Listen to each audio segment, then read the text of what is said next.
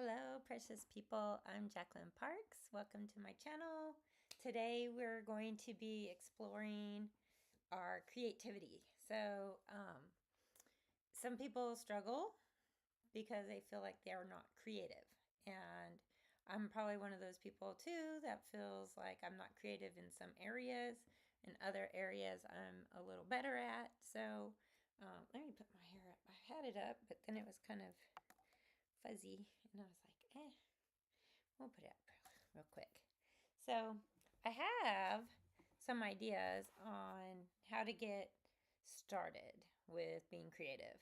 And one of the ideas that I had was to go online and kind of Google abstract art. And this was a painting that I saw. Let me put it on the screen. Sorry, I didn't even make myself tea this morning. But I wanted you to see this one. It's by Julia Good. So Julia Good painted this. You can go just Google abstract art and scroll around. You'll find her. You can visit her website and get prints of this. It's beautiful. I love the colors. I love how bright it is. I love the markings. Everything about it.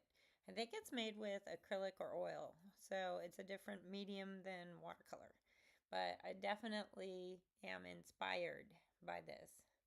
And so one of the things I wanted to tell you about was that there's this famous quote that Albert Einstein said, and it's, creativity is seeing what everyone else has seen and thinking what no one else has thought. So that's pretty cool, y'all. Even a scientist who invented awesome things, he feels that creativity is important in the way that you can think things that no one else has thought. So if I look at this butterfly, I might think, okay, well, what else can I do with this? What can I think about doing with this that no one else has done? So we can get started with looking at my desk. So this is my little desk. I wasn't sure if I wanted to do a small piece of paper or a large piece of paper.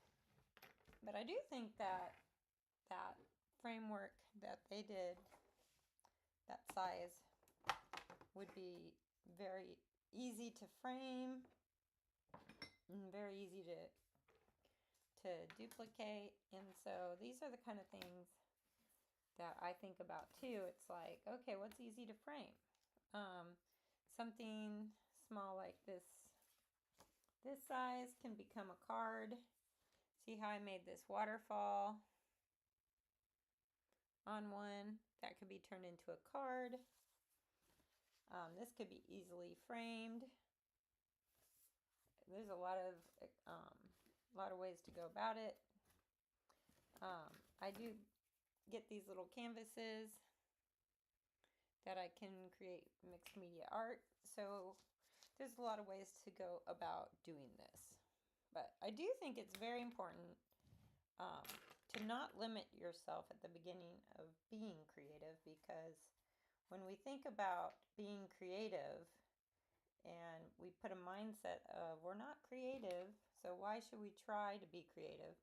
That limits us, right? That makes it so we're going to fulfill that prophecy we say over ourselves, which is, I'm not creative, right? And we don't want that. We want to have optimistic views when it comes to art. So I'm going to just real quickly, I'm going to sketch that butterfly and see what I think. We all worry about is if we can do something exact. And I'm not trying to do anything exact. What I'm trying to do is be inspired to do what I do, what Jacqueline Parks does. Now, can you see that? It's very light. I don't know if you can see that. Let me see if I can zoom us in. And I always do pencil marks really, really light because I do not want them to score my paper. So you cannot see it except for it's very, very pale. Very, very pale. Give me some hearts in the chat if you guys can hear me. I'm not sure. I've not really checked my YouTube channel to make sure it is functioning. Maybe I'll do that real quick with my phone just to hear it so I know I can hear myself, which if you guys ever start doing your own YouTube channel and you want to start doing things like this, you may end up having technical difficulties. Oh, I can hear me. Okay, so we're just gonna whatever. We're gonna trust God that it's working, right? I can hear it, so you guys can probably hear it.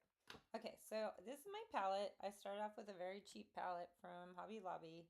It was probably $10. And as I finish using up a color, I replenish it with my professional grade Winsor & Newton tube paints, which usually are like $10 each. So like this whole thing, $10 for all these colors. Whereas if you buy the professional brands, you get a tube. This is gouache, but it's a tube. You get a tube for $10. So it's a lot more expensive, the professional grade. But that's so it lasts. That's so it's like fastness, like the light won't make it fade as fast as it would if it was cheaper brands. But here we go. I'm just gonna start. What colors do we have in that butterfly, y'all? That butterfly is red, correct? So what colors do I have? I have a lot of different colors. And I love mixing colors, y'all. Just trying to mix different colors. So for these two, I'm gonna just kind of blend the two reds that I have and just back and forth. And I might mix it on my palette just to use up some of whatever's on here. Green added to red, guess what that makes? Kind of like darker red, okay? Just like if you add a little bit of red to green, it really makes some really cool sage green. So now we could wet this first, but what I think I'm gonna do is just go right in with this color. So I'm just gonna go in here, and then I'm gonna wet, and then I'm gonna wet, and then I'm gonna go up here, I'm gonna go up here, and see how just that little bit has now created some wings of a butterfly. And what's cool is, you guys, that color is not even close. Let me see. I think this light, is it this light that's too bright? One of my lights are doing something. I want some light. I don't want it to be no light. Maybe that's better. It's hard to tell. Sometimes, y'all, I wish I could have like this major studio that I can create things and have perfect lighting, but it's okay. I can hold this up a little bit and you'll see it.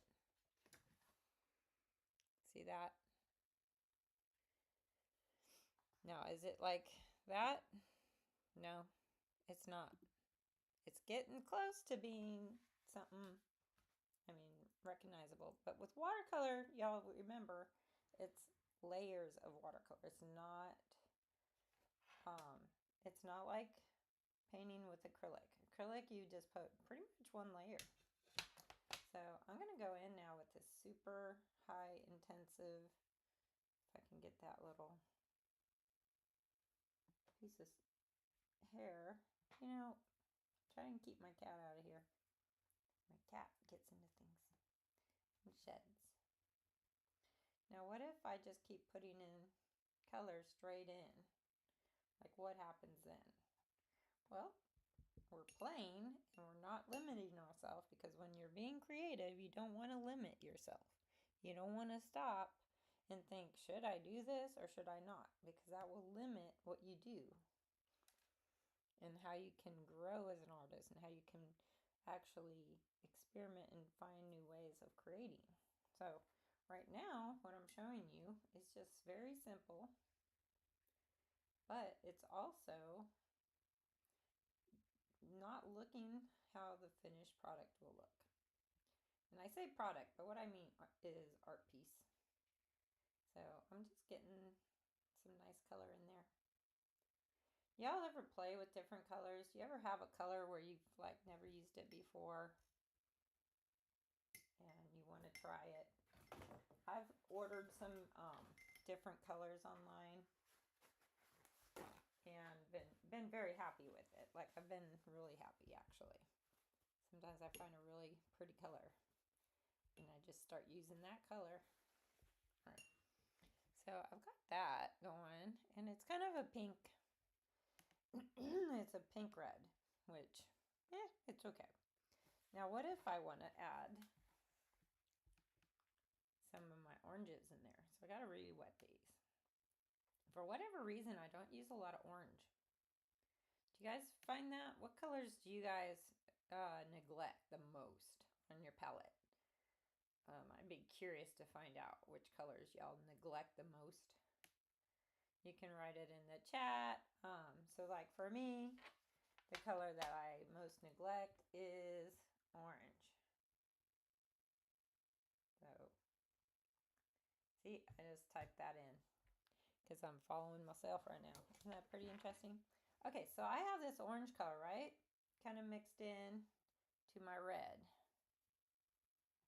on the palette. And I'm just going to keep dabbing.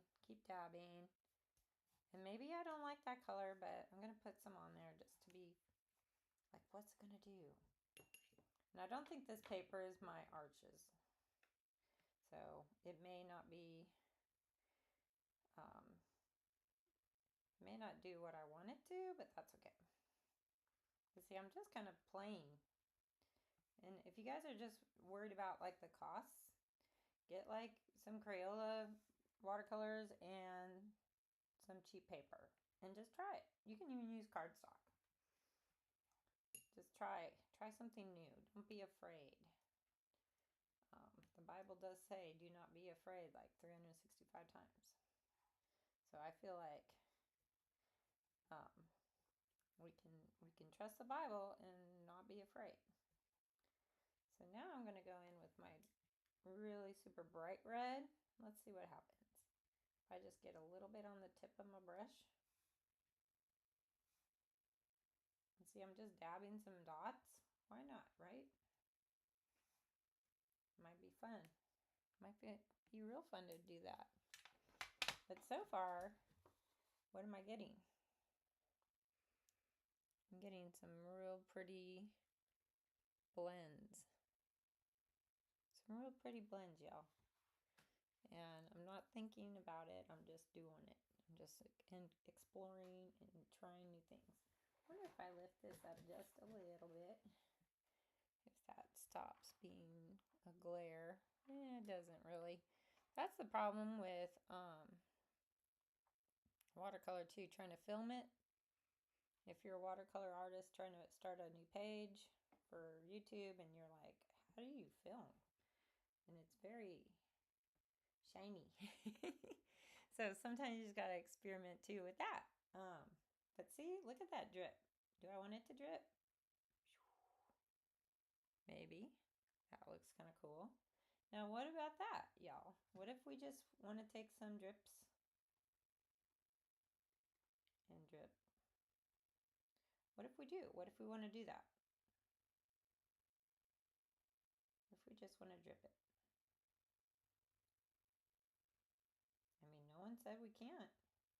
Even though Julia Good's painting had no drips. I don't think it has drips. Let's look at it one more time. It has some different stuff in there. Look at that. Look at that, y'all. Just look at that. And I'm having fun just experimenting. Just experiment. What if I just splatter?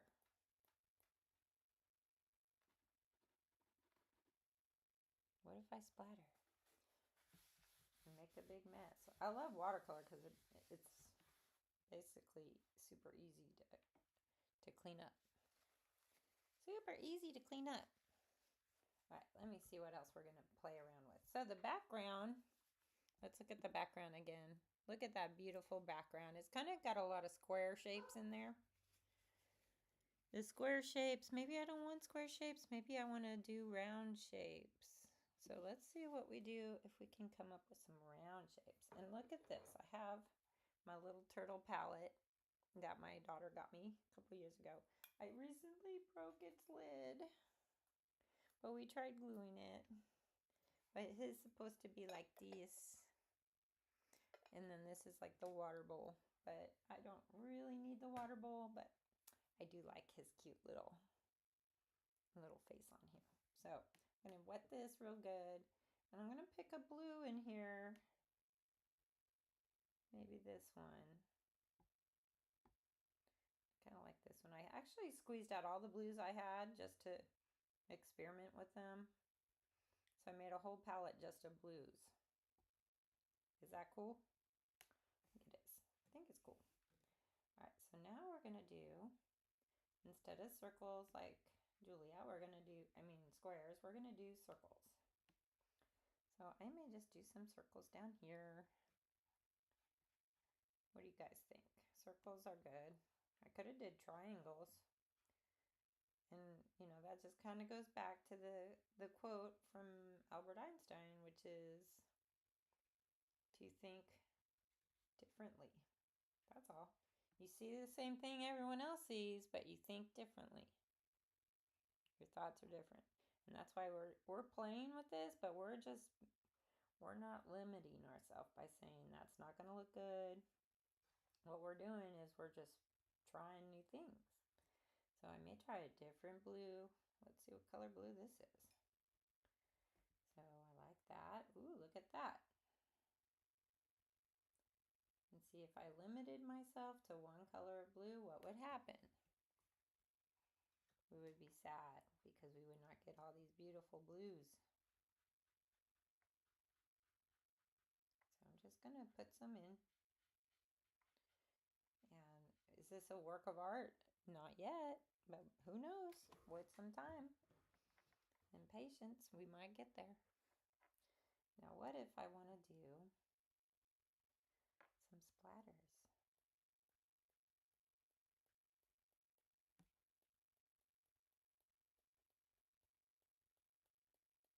That's very pretty.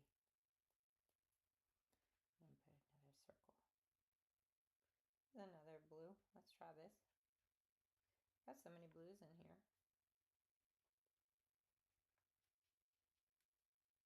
Different size circles. Can you see what I'm painting? Hopefully.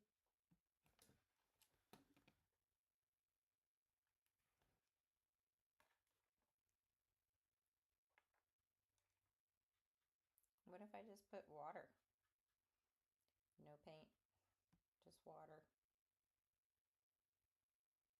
What happens then? We get something else. That's all. We just get something else here. Maybe we like it, maybe we don't. Maybe we end up cutting this up and using scraps for mixed media. Maybe that's what happens. I'm not thinking too far ahead. I'm just having fun. And so a lot of times I keep my hair dryer or whatever heat tool nearby so I can blow dry and speed up the process. But check this out.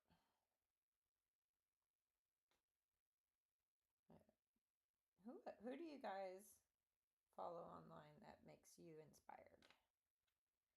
Who inspires you to do something fun and unique, huh? These almost look like bubbles, y'all. Look at that. Aren't these cool? Like little bubbles in the sky with the butterfly. I think that looks like bubbles to me. It's kind of cool. So I may end up doing little half circles here. Of course, I may end up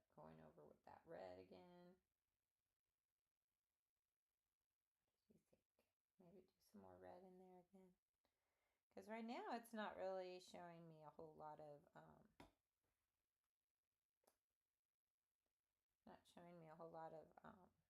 what that picture looked like. I mean, I can put this one like this and see if my painting looks similar. Hey, y'all, it's not even close, is it? But it's an inspiration from that. So that's what's cool, y'all, is that I'm just learning to play with this and kind of be inspired by something that I was interested in when I went scrolling on the internet. So let me see. I may end up having to use some of the blues on here because I really like this turquoise blue. See this blue right here? I like it. And I'm just getting my brush in there deep, deep, deep. Can you see what I'm doing? Just kind of swirling it around in there. This is why I use spray bottle of water and wet all my paints, but sometimes it doesn't stay wet and you gotta redo it. So what am I gonna do? I'm gonna do some more. Now what if I just want to start painting the background this turquoise color? What happens then? You know, we always go really in several washes for watercolor. We don't paint it super thick the first wash. We have to go in with a second and third wash. One of the ladies, her name's Q, she was telling me, I think it was Q or maybe it was Kayla or Kelly, one of those ladies at my last workshop. They were telling me that they do they do oil painting. And so the oil painting is very much about washes, is what they were telling me. So you don't start your oil painting with super thick paint, which I didn't know. I mean, I've taken oil painting classes in college, so I guess I forgot exactly how they told us to do it. Or maybe the person I had as a teacher, the professor, was more about let's lay it on thick and waste all your paint because you guys don't know what you're doing. Who knows what was going on back then in the 90s? Because I think that I also had a watercolor teacher at one point, and I had totally blocked it out because it was horrific and I did not like it, the class at all. So I just blocked it out, I think, and forgot I even took it. But it was all about wetting your whole paper and painting on that, which I'm like, what? And I just didn't enjoy that. So now that I know you can approach a watercolor in many different ways, you don't have to do it wet on wet, which is definitely nice with if you want to do skies. Wet on wet is really great. But let's say you want to do wet on dry, which is the technique I'm doing. So all this paper was dry and I'm just putting in wet paint. And I've heard of one called dry on dry, which I have no idea if your paint is just really thick, if that's dry on dry. I'll have to research that. But so now I'm looking at mine and I'm looking at hers and I'm seeing that her colors are much brighter than mine. Your sound is very low. I can hardly hear you, and my volume is up all the way. So let me see. How's this? Is this a little better? I don't want to be too loud. I was trying to play with my mic, and I should have just left it alone, y'all. How's that? Is that better? Or maybe it's when I'm facing towards my MacBook. I don't know if I'm using my MacBook mic. I don't know which mic I'm using. It says auxiliary mic, so I'm very much not sure which mic I'm using. So, but thank you, Christy, for telling me that the volume's kind of low. So I'm looking at mine. I'm looking at hers. Look at that. Hers is so bright and vibrant, and I love it. And it looks like it's moving. It's really cool. So like mine is just like in the beginning stages. Kind of like if you were to judge a caterpillar on its beauty, on its merits of a caterpillar. And then someday it's going to be a beautiful butterfly, right? But if you were to look at that caterpillar, it's all chunky, might look ugly. That's better? Okay, thanks, Christy. Yeah, I shouldn't play with my mics when I get them set just right, but I don't know what happened. I decided to see if it was a different mic that I was using. I don't know. Anyways, but this is really, really interesting because I like mixing different colors. You know, I like to play. This doesn't have to be rocket science. It's just something fun.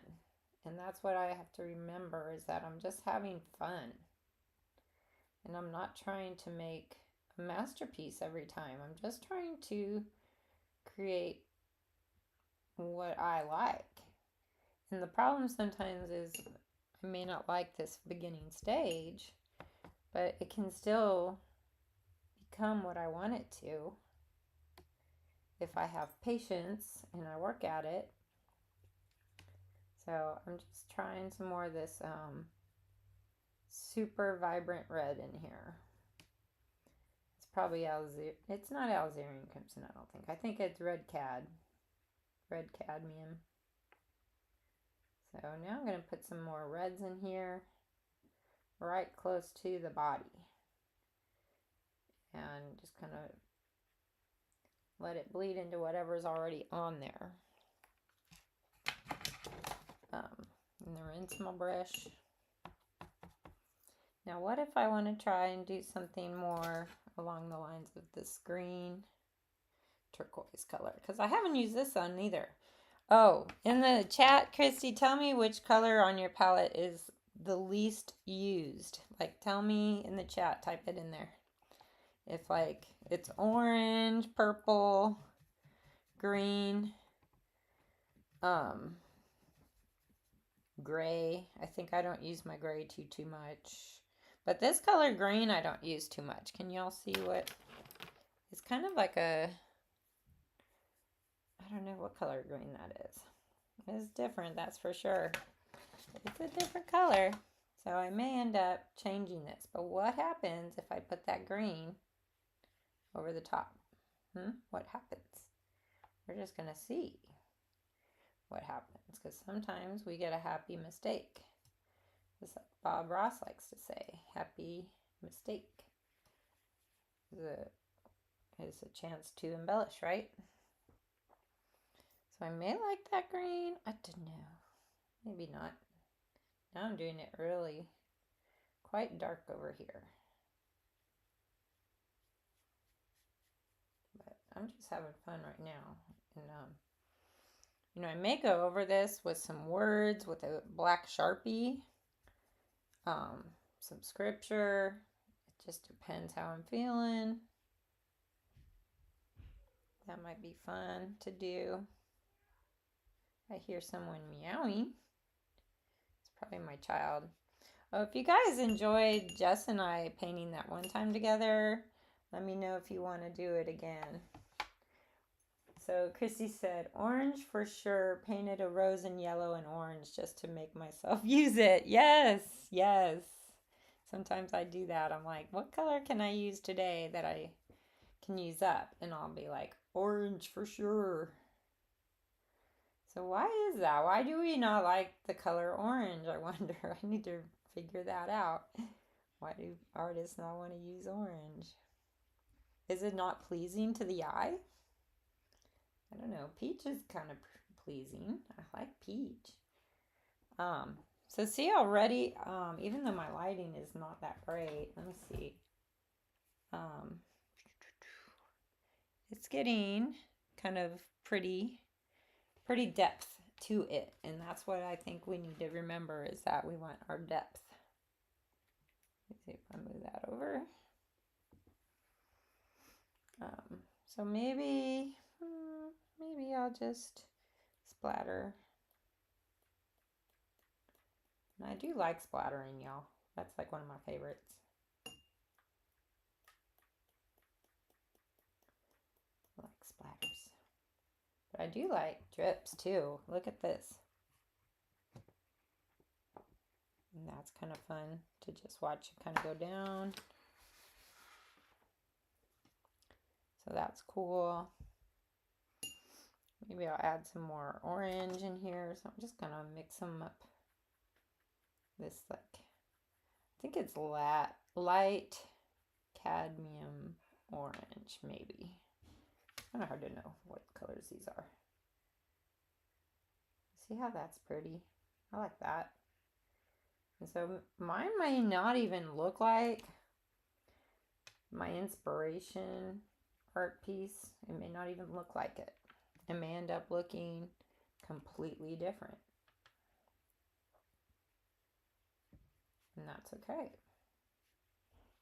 I'm kind of liking that color with the blue anyway. Because did you know, as far as compositions are concerned, that if it's the opposite on the color wheel, they look really great together. So orange and blue, purple and yellow, and red and green. Those are kind of the basics, but then there's variations within those colors that will make it even more interesting. And I've noticed like some of the artists that I really like, their paintings have a very unique palette color. Not just style, but like their colors that they use. So I really like that. I think it's kind of a cool idea. So Christy, you love pink and coral. Yes, coral is a very pretty color. And then Sanity's Sake Arts says, pretty. Also, can you do a palette cleaning video, please? It would be oh so satisfying. Oh, very much so. Well, the crazy thing is like this is my kind of dirty palette, and a lot of times instead of cleaning my palette, I mix the colors in with what's on here. So see this green, which I almost feel like if I took a picture of that and turned it into prints, it would be really pretty. Like people would want that because it's kind of abstract, but look at the cool little details in there, right? Isn't that kind of pretty? I don't know. I hate to clean my palette because I use all these like weird colors on my palette. But there is a time when I have to do it. And I remember needing a very clean, like pink. And if I had nowhere to put that on my palette, I had to clean it. So I may end up doing that. But this palette is never going to be clean. Do you see this palette? This palette is always going to kind of look like this. And I always mix colors into each other. You know, I'm not a purist with my palette colors. I like to kind of mix them in together. Like, can you see there's green in my yellow?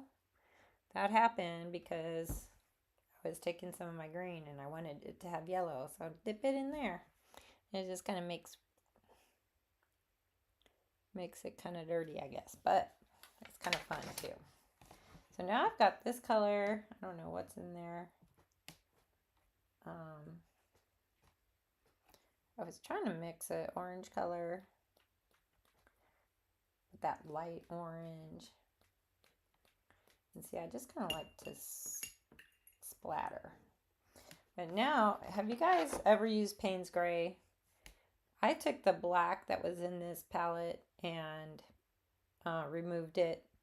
And I filled up that spot with Payne's Gray. So I bought a tube of Payne's Gray and just filled it up. Like I knew I wasn't going to use my black, so I just replaced it.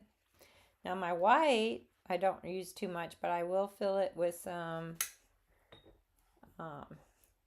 my Bombay white ink. And sometimes I'll put my white gouache in there, something opaque, which is cool. I do that. All right, I'm going to do his body because he got a little chunky body. Let's see. I think he's got a chunky body. Let's see. Now see, he's kind of bleeding out there, which is, I don't know. I'm not going to like it until it dries. Probably will like it after it dries. And then I'll probably have to go back in when it dries and give it some more of an opaque body. I've used paint. Oh, Sanity's Sake says I've used Payne's Gray because a watercolor class said I had to have it. Yes, well, I follow Paul Clark. If you don't follow him on YouTube, I highly recommend all of his tutorials. That's how I learned. Back in 2020, I wanted to paint I painted a mermaid for my sister, and so I ended up teaching myself how to use it. And his was one of the first channels I found to kind of help me get acquainted with how watercolor works. So like right now, what I might do is I might do some of these circles in Payne's Gray on the bottom. And see, some of this is kind of wet, which is fine. I'm just going to make these little half circles and see how it looks. Now see how thick that is? So that's not bleeding at all, but down here, you can't even get it to stay because it's so wet, which is fine. I like how it's kind of making different things. And this is also another thing about abstracts is that people start to get a distinctive mark making when they're painting abstracts. And you know, like the one that we were, my inspiration piece, you can see there's a lot of square shapes in there. And then if you zoom in, you can see that there's a lot of lines in there. So for me, I just kind of wanted to do something opposite of that. So I did circles. And I kind of like the circles. And I'm just making these little, I don't know, they're like the bottoms of the bubbles or something. Just kind of something to make it more interesting. And like I said, I'm not using my good paper. I'm not using anything really expensive. Maybe using expensive paint. But I mean, really, paint is not that expensive in my opinion. We all try and conserve, but if conserving is making it so that you're not actually creating what you want to create because you're afraid you're using up all your supplies, I want to just ask you to stop doing that because I think it's very limiting to what you can end up doing if you let go of that mindset. And, you know, maybe think about just investing in a couple colors, or if you can't afford the professional grade, just get the bigger tubes of a lesser grade, and then let that be what you use to experiment with. And then when you get good at that, then you can start expanding into the more professional grade. And of course, if you're not really painting for other people, it doesn't matter. I think the professional grade is good to use when you're doing commissions. And also for sure the paper, I think. I did a video on Canson XL and Strathmore comparison. And at the time, that was the two papers that I could afford. That was the two that I was willing to experiment with. And I didn't want to use Arch yet. So I was like, that's what I'm going to use. And so I did a comparison between the two, and you can check it out if you want. It's pretty cool. But now I will say I can't go back, even though, you know, I'll experiment with like abstracts and stuff like this just to see what happens with the watercolor if I'm just trying to play and not really make anything. Like today I'm just playing today. But I might go in here and just add some water and see what happens. Like what happens if you add water on top of something? And does it make it bleed? Does it give us those cauliflower blooms? What does it do? And we can't learn unless we try it. So I gotta try it in order to learn. And that's kind of when I was following Paul Clark in the very, very beginning of my watercolor experimenting. I just followed along what he taught and tried it. And if I didn't like it, I didn't like it. But most of his tutorials I really enjoyed. They didn't make me frustrated. They actually made me pretty happy. I enjoyed them. Let's see, look at these circles. Kind of like that. I'm liking this a lot better than I did before. And Christy's saying, have you ever used watercolor ground? Yes, I made my own.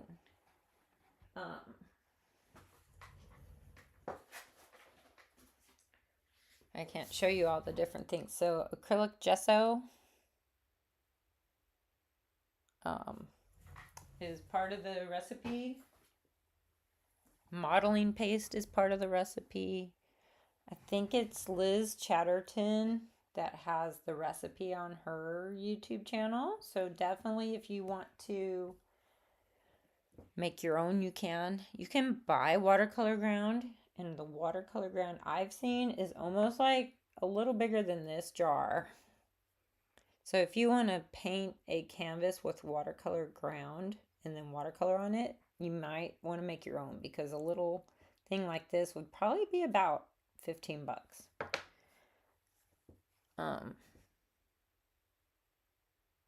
Yeah, Christy, how much was your watercolor ground? I would be very curious to see if it's turned any different, if it's more expensive, less expensive. I don't know. So look at that. That's kind of dripping. Kind of like drips. Drips are fun. Now what if you want to just take some water and drip it over the top? What happens if you just put some clean water over the top? What happens?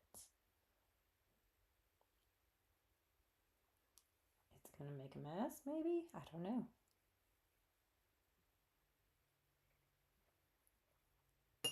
But I'm just going to kind of lighten this.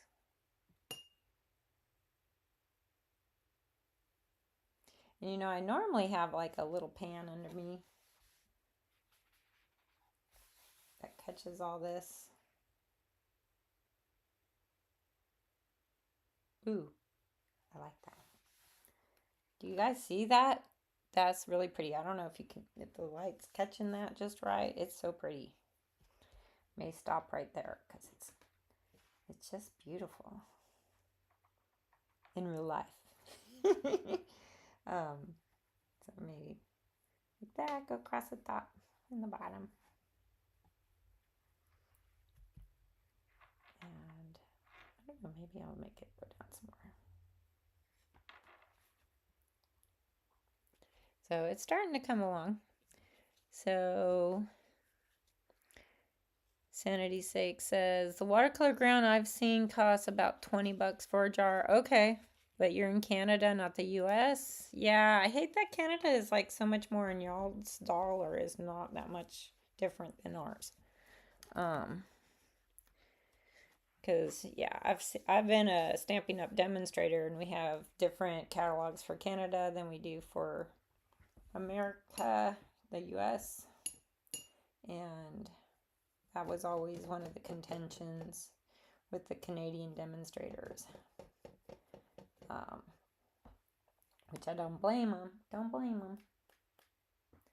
The camera never does justice to what you can see in real life. That is so true, isn't it? So I may end up taking a photo of this and posting it to my Instagram account. I was doing short videos every day just to be, putting myself out there and to practice. Because, like, if you don't paint every day, are you learning anything? No, not really. Now I'm going to go in here with some yellow, maybe. I don't know. Do I want to put some yellow in there? We just never know what we want to do. But I do like, I want that red to pop a little bit more. But it may be too late. I don't know. Maybe too late. Because sometimes you're trying to make it go on there and it's just not gonna, it's bleeding with or blending with what's underneath.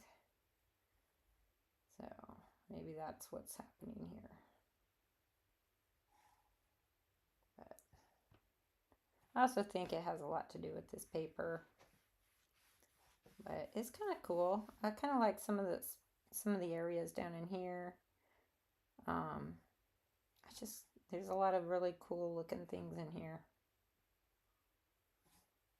But what was our inspiration piece? It has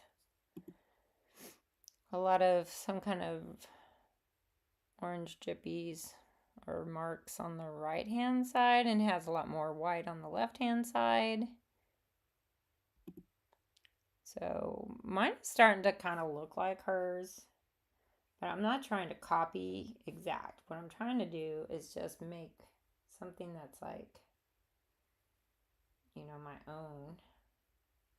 And I may end up doing some weird marks within the wings. That might be kind of my thing. Because, I don't want to be exact. I want to be different and unique. So, yeah. Let me put that over there and lay that flat. And have you guys ever used this acrylic ink with your watercolors? That's something that's also really cool. I'll show you what I do. And they do suggest using a different type of brush rather than your good watercolor brushes, just because of this kind of like with the white ink, it's acrylic paint kind of in a way. I don't know why I dipped it in that one thing. It was not good. But look at that. I'm just going to dab some splatters. And see how pretty that looks. And if I want to, I can go in here. Make that white. Do some circles.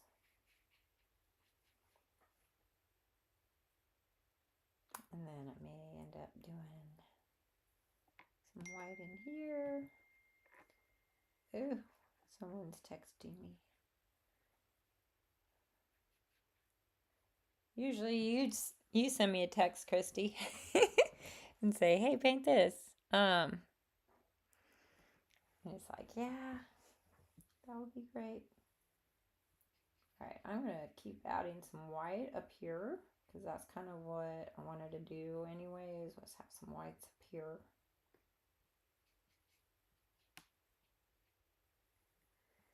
And might just do some, oh, I wish you could see that. My camera is just not picking it up, I don't think.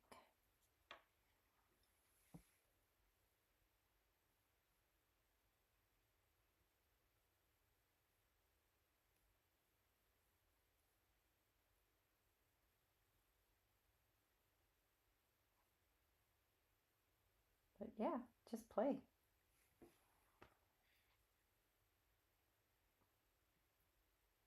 That might look really pretty in the end.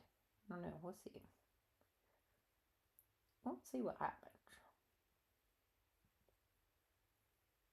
Because we're not limiting our creativity right now. We're just playing. And that was something else I wanted to tell you guys about. When I was researching the term definition of creativity, it is the use of the imagination or original ideas. So our imagination and original ideas. So what if I, take this white ink with watercolor and see what happens, right? What happens when I use it? And does it help the painting? Does it hurt the painting? I really can't tell until I try it, right? I have to experiment in order to see if I like it. And maybe I won't like it. Maybe it'll be, this might be going in the trash bin, right? It may not be something I want to keep, but the process is kind of fun. I don't know if you guys like painting. I like painting.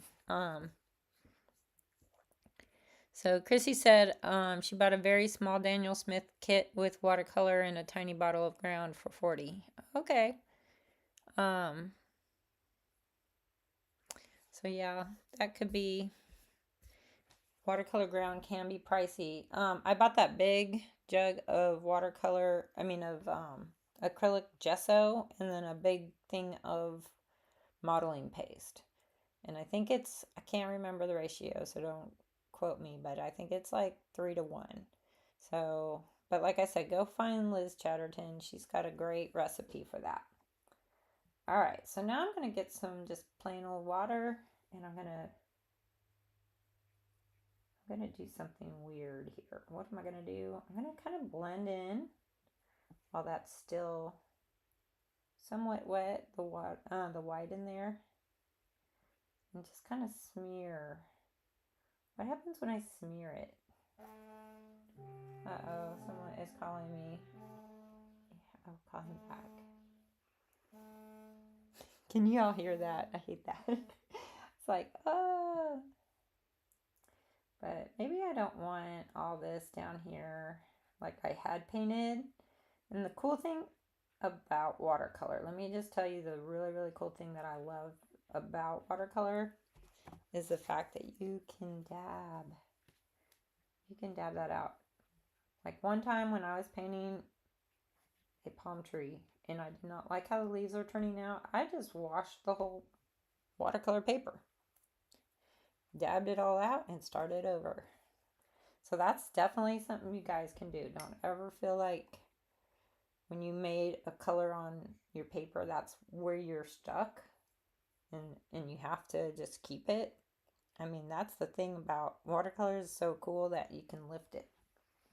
I'm actually doing a beginner's, it's for all levels really, watercolor workshop, and it's just going to be about the techniques and how to match colors and how to get different effects with watercolor, how to lift, how to scrape, how to use salt with it to get different effects. So it's going to be a really in-depth watercolor workshop, and that's going to be May 18th. So if you're in town, that's definitely something you might want to sign up for. And so it's basically a 4 or 5 hour class. It's basically a 5 hour class. We'll probably have a break in the middle with like food. But other than that, it should be a really fun time of just getting together with friends and learning how to use this wonderful medium called watercolor. So now I'm going to go in with my super thick Payne's Gray and see the body. I'm going to make this body thicker and darker. But look, I'm going to leave those little highlights, maybe. They're just a little bit lighter, and that might make it so that it looks like he's shiny. And of course, don't they have antennas? I gotta give him an antenna. So I'm gonna rinse that off now. Oh, I like it. I like it. I like it.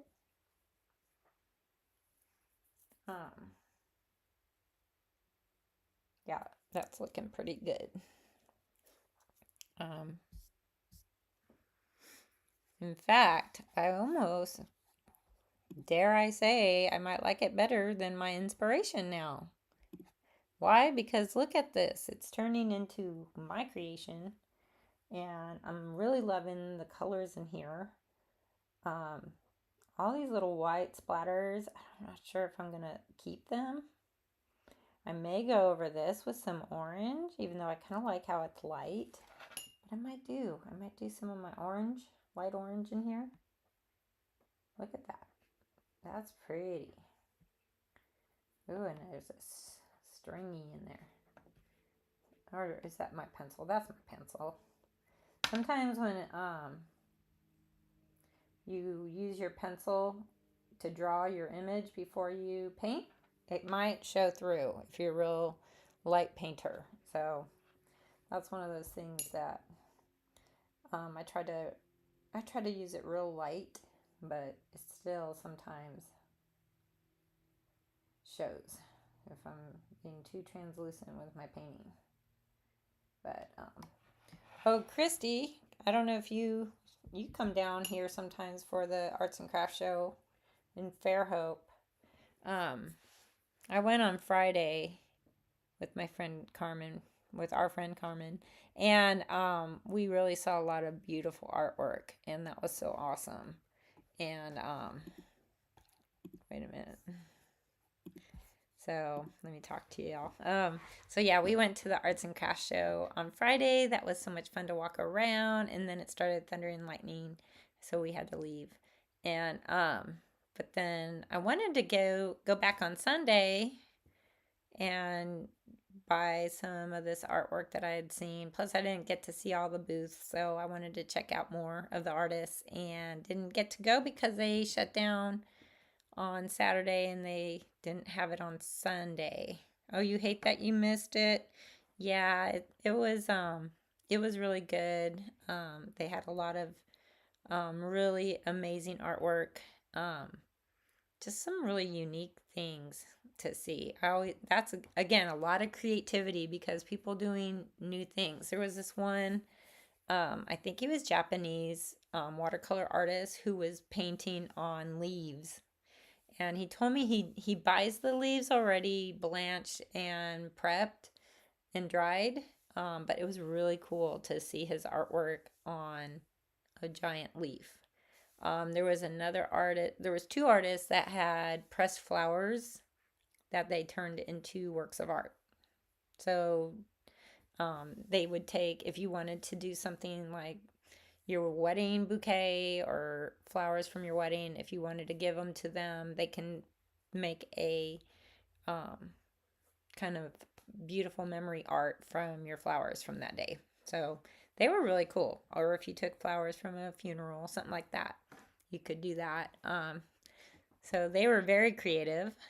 I like to say that. They were very creative in doing something a little different. I also think there was someone who did just found objects and turned them into cute little robots. And there was some other artists who did abstracts that are just huge, giant canvases of abstract art. And the colors were just amazing. But the one lady, and I forget her name, but she was making these cute little canvases, and she would paint different things, flowers and stuff, and the colors were just amazing. Like, the color just caught my eye.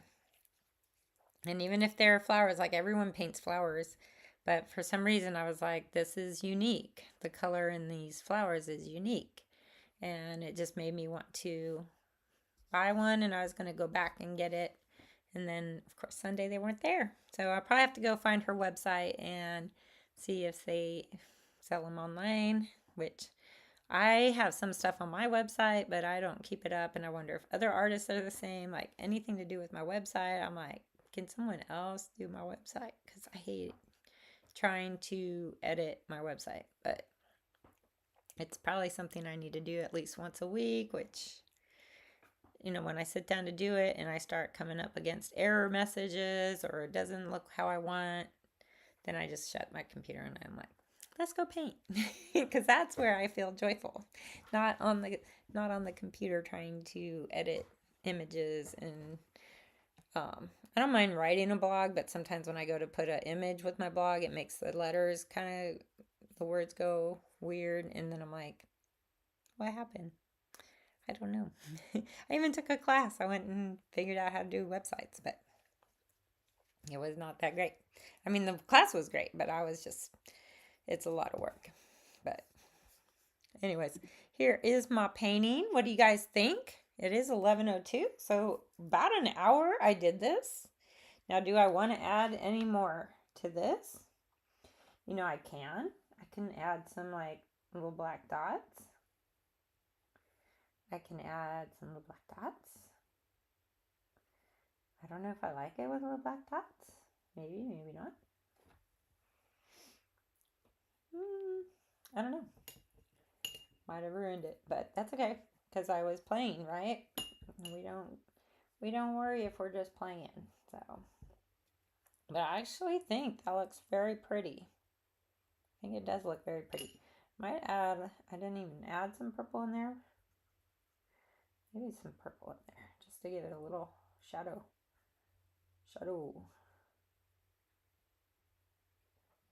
Because I like that. I don't know. It looks kind of pretty. And it's okay to like your own artwork. I mean, here's another thing too. I want you guys to remember that as an artist, you are creating because you are feeling joyful about creating. And you have to create in order to feel that joy. I mean, maybe other things too, but I'm just saying, like for me, painting, I just enjoyed that. That was like super fun to watch the paint drip, to watch it bleed into other colors, and to make new colors with those 2 colors or 5 colors, or maybe erase or lift off the color and see what happens, add some white and see what happens. And for me, playing like that is really cool. And I do like abstracts. Like my original passion was for abstracts. As you know, now I do paint commissions for people, pet portraits mostly, house portraits, even people I've painted. And of course, God gives me the talent to do this. And that's what I wanted to kind of end our hour with, is that God has put a desire in you to paint, to create. Maybe you're not just a painter. Maybe you like to crochet.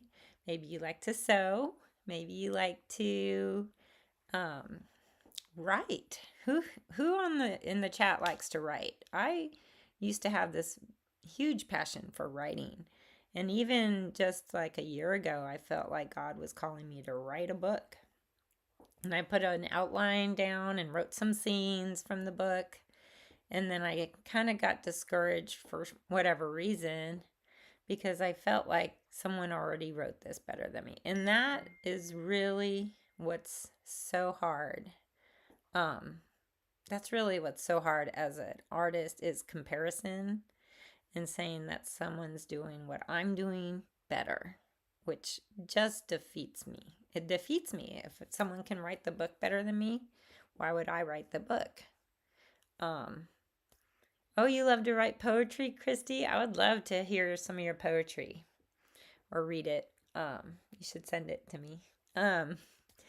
I feel like for me, I'm just like my worst critic, and I'm my worst, the one who's like, you shouldn't do it because someone else can do it better. But let's think about this. So like, here's my painting, right? Here's my painting. And here is Julie Good's painting. And if I said, well, I like Julie Good's painting, I'll never be as good as her, right? I won't be able to capture that. Well, then I would have never painted this, right? And then I wouldn't have had fun painting this. I wouldn't have had fun talking to y'all for an hour about it. And so that's why I think like we just need to stop comparing. Don't compare. But instead, let your mind think about new ways to create. And that's what creativity is. Sometimes naming my paintings, I don't have very many creative juices when it comes to naming a painting. So I might even use Chat GPT and see what they say. Like I might type in, okay, it's a watercolor alligator, and it might say something like, I don't know. See, I can't think of names. But I think if I type that in the Chat GPT, it will give me like ideas. And then if I say make it more like this, I can tweak it a little bit and then use bits and pieces together to make my title for a painting. But that's not my strong suit, so I know it. But I like to use watercolor in unique ways. I like to splatter the paint into wet paint and see what happens there. I like to wipe it away and then add more on top and add circles and add marks. And I've even done a few mixed media pieces that have scripture kind of carved into the paint, which is really cool. I like it. So there's all kinds of ways to create and be creative. You don't have to limit yourself. So some of the scripture I looked up that was really cool. Let me see if I can look it up on my phone easier than in my Bible. And did I put it on the same one? I did put it in the description of this video. I put in like 3 or 4. But it's Romans. I think the best one was Romans 12:12. I liked that one. I also liked Ephesians 2:10. Let's read Ephesians 2:10 because I think it kind of shows how God is how God is super creative, and he's the number one. He's always been and always will be. And he created everything we see. So our creativity comes from his creativity. But it says in Ephesians 2:10, for we are God's handiwork, created in Christ Jesus to do good works, which God prepared in advance for us to do. So if I say, oh, I can't do that, am I limiting myself? I'm actually telling God that what he put in my heart to do, I can't do. But that's not true, because through God we can do all things. So if he's put it on your heart to do something creative today, then I say go for it. Do not overanalyze it. Do not think you can't do it. Just trust that God's got a purpose for you and for what you make with your hands. Or if you don't have hands, even like what you make with holding a pen or a paintbrush or your voice. People who sing, I think, are very creative. People who write songs are very creative. There's so many ways to be creative. People who make cures for things, who make perfumes, who make everything. There's like so many ways that you can be creative. It's unlimited, the ways of being creative. So I hope this video has helped y'all to step out of your comfort zone and just trust the process of play and letting your mind think in different ways. So, I love y'all and I pray for y'all, and I hope y'all have a blessed day. Mwah.